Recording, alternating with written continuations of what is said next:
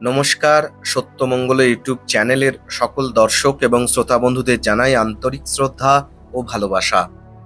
আজ আমরা ঠাকুর শ্রীরামকৃষ্ণের কয়েকটি অসাধারণ উপলব্ধির কথা এই ভিডিওর মাধ্যমে আলোচনা করব।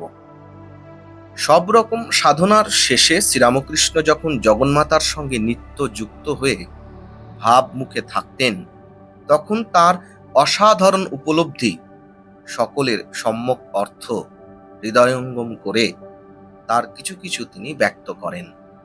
উপলব্ধিগুলি যোগ দৃষ্টি সহায়ে প্রত্যক্ষ হলেও মানব বুদ্ধিতে যতটুকু বোঝা যায় ততটুকুই এই ভিডিওর মাধ্যমে বলার চেষ্টা করা হয়েছে। নিজের সম্বন্ধে উপলব্ধিগুলি হল ঠাকুর শ্রীরামকৃষ্ণের তিনি ঈশ্বর অবতার। শ্রীরামকৃষ্ণের ধারণা হয়েছিল যে তিনি ঈশ্বর অবতার, তাঁর সাধন ভজন অন্যের জন্য।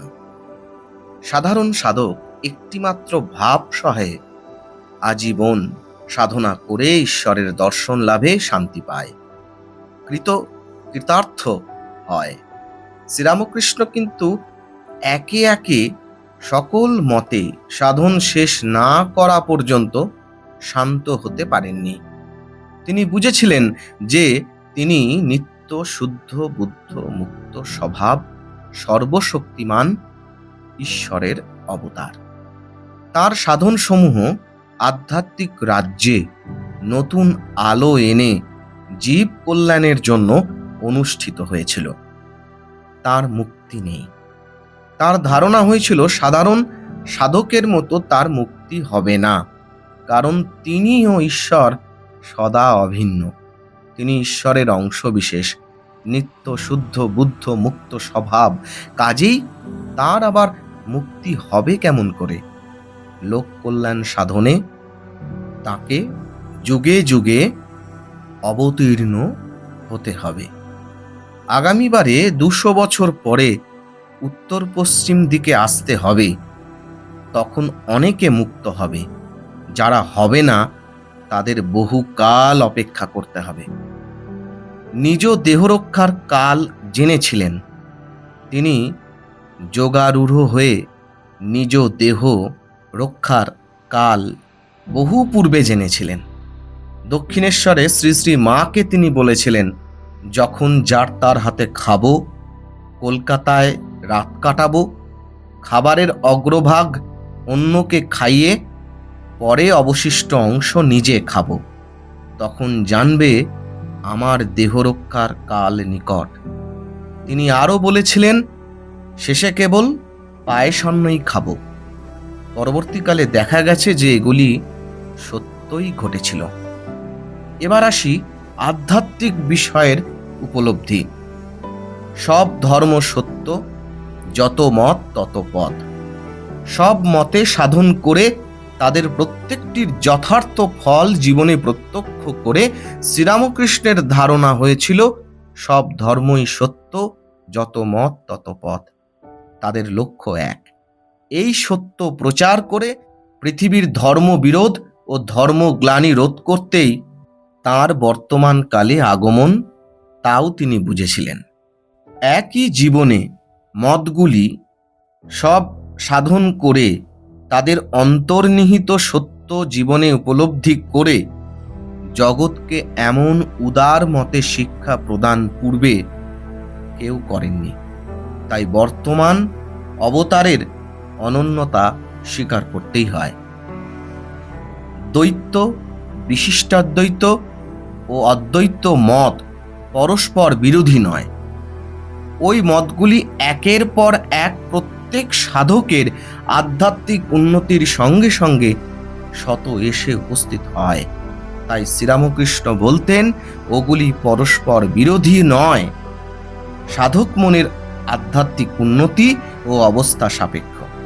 ওই 3 মতের প্রত্যেকটি সম্প্রদায়ের ঋষিগণের 3 রকম প্রত্যক্ষ এবং লিপিবদ্ধ উক্তি সকলকে সামঞ্জস্য না করতে পারার ফলে শাস্ত্রোক্ত ধর্ম মার্গে অনন্ত জটিলতা এবং লোকমনে ভীতি ও অবিশ্বাস সৃষ্টি করেছিল।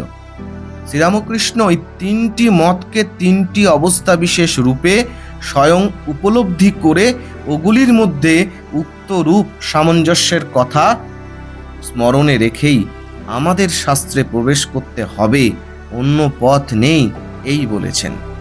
এ বিষয়ে তাঁর উক্তি: 1. বিষয় বুদ্ধি প্রবল সাধারণ মানবের পক্ষে দ্বৈত ভাব নাম সংকীর্তনাদি প্রশস্ত। 2. মন বুদ্ধি সহায়ে বিশিষ্টাদ্বৈত পর্যন্ত বলা ও বোঝা যায়। তখন নিত্য যেমন নিত্য, লীলাও তেমন নিত্য। চিন্ময় নাম, চিন্ময় ধাম, চিন্ময় শ্যাম। 3. অদ্বৈত ভাব শেষ কথা জানবি, ওটি বাক্য মনাতীত উপলব্ধির বিষয়। কর্মযোগ অবলম্বনেই সাধারণ মানুষের উন্নতি হবে। ঈশ্বরের ওপর নির্ভর করে তার কাজ করছি মনে করে বড়লোকের বাড়ির দাসদাসী ভাবে সংসারের সব কাজ করে যাওয়াই কর্মযোগ। এভাবে কাজ করবার পর যথাসাধ্য ঈশ্বরের নাম জপ ধ্যান করাই হলো পথ। সত্যগুণীর কর্ম অবশ্য আপনা আপনি কমে যায়, ঈশ্বরই কমিয়ে দেন। গৃহবধূর গর্ভ বৃদ্ধি হলে যেমন তার কাজ কমিয়ে দেওয়া হয় সেইরূপ। উক্ত উদার মতের সম্প্রদায় প্রবর্তন করতে হবে। শ্রীরামকৃষ্ণ বুঝেছিলেন স্বীয় জীবনে প্রকাশিত উদার মতের অধিকারীদের নিয়ে নতুন সম্প্রদায় প্রবর্তন করতে হবে। আর জগদম্বা তাকে দেখিয়ে দিয়েছিলেন যে অনেক ভক্ত তার কাছে ধর্মলাভ করতে আসবে। আবার কাশীপুরে নিজ ফটোগ্রাফ দেখিয়ে বলেছিলেন এই অতি উচ্চ যোগাবস্থার মূর্তি কালে ঘরে ঘরে পূজিত হবে। সবশেষে যাদের শেষ জন্ম তাদের এখানে আসতে হবে। অচিন্ত লীলাময়ী জগজ্জননীর খেলাতে নিজেও আধ্যাত্মিক শক্তি সঞ্চয় ও শক্তি সংক্রমণ ক্ষমতা সম্বন্ধে দৃঢ় নিশ্চয় হয়ে শ্রীরামকৃষ্ণের ধারণা হয়েছিল যে যার শেষ জন্ম বা যে ঈশ্বরকে একবারও ঠিক ঠিক ডেকেছে তাকে ধর্মলাভ করতে এখানে আসতে হবেই হবে। এমনটাই ছিল আজকের আলোচনা। আশা করছি আজকের এই আলোচনা আপনাদের খুব ভালো লেগেছে। সত্যিই যদি ভালো লেগে থাকে তাহলে প্রতিদিনের মতো ভিডিওটিতে একটি লাইক, শেয়ার, কমেন্ট ও চ্যানেলে যারা নতুন এসেছেন তারা চ্যানেলটিকে সাবস্ক্রাইব করে সত্যমঙ্গল ইউটিউব চ্যানেলের পাশে থাকবেন। ধন্যবাদ।